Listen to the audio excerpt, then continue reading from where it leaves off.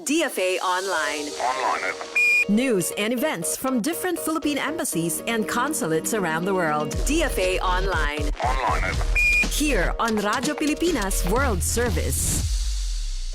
Good day, I am Win Peñano with today's DFA Online. The Philippines and Indonesia have agreed to strengthen practical cooperation in key areas including defense, maritime affairs, and border management. Foreign Affairs Secretary Maria Teresa Lazaro co-chaired the 8th Philippine-Indonesia Joint Commission for Bilateral Cooperation with Indonesian Foreign Minister Sugino in Jakarta. Both sides also reaffirmed their commitment to international law and the peaceful settlement of disputes through diplomacy and dialogue. Discussions covered trade, legal cooperation, and efforts to boost people-to-people ties, including the registration of persons of Filipino descent in Indonesia. The meeting builds on the 2014 agreement defining the maritime boundary between the two countries. DFA Online.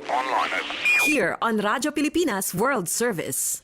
In our news, the Association of Southeast Asian Nations, or ASEAN, will focus on energy security, food stability, and the protection of its nationals abroad during the 48th ASEAN Summit in May. Philippines Foreign Affairs Secretary Maria Teresa Lazaro said leaders will meet in Cebu on May 8 to address the impact of the ongoing Middle East crisis on supply chains. She said ASEAN remains united in tackling disruptions, including those caused by tensions affecting the Strait of Hormuz. Lazaro also noted continued efforts to resolve the Myanmar crisis under the 5-point consensus and ongoing talks with China to finalize a South China Sea Code of Conduct within 2026. A second ASEAN summit is set in November in Pasay City. DFA Online. Here on Radyo Pilipinas World Service. More news from the Philippine Service Post. The Philippines participated in the 22nd ASEAN-Russia Senior Officials Meeting in Kazan as both sides mark 35 years of dialogue relations. Foreign Affairs Undersecretary Leo Herrera Lim led the Philippine delegation, joined by Ambassador Igor Bailen. The meeting reviewed progress under the ASEAN-Russia Cooperation Plan and discussed a new framework for 2026 to 2030. Officials also exchanged views on regional and international developments. The gathering forms part of activities under the Philippines ASEAN Chairship this year. DFA Online. Here on Radyo Pilipinas World Service. Meanwhile, in Libya, the Philippine Embassy in Tripoli and the National Museum of the Philippines are exploring cooperation on cultural heritage and public diplomacy.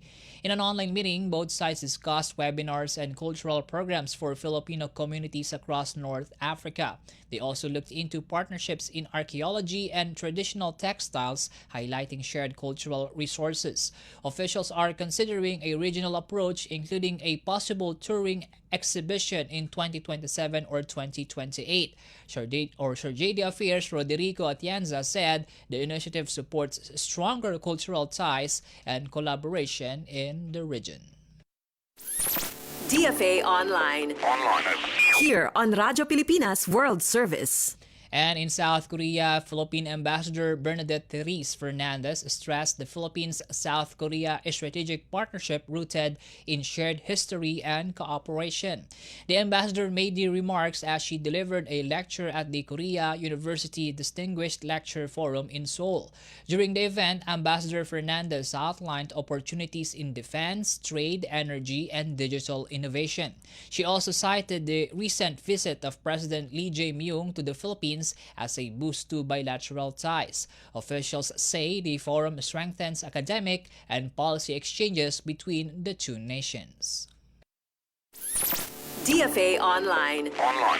Here on Radyo Pilipinas World Service. And that wraps up today's DFA Online. For Radyo Pilipinas World Service, I am Win Peñano. Good day. DFA Online.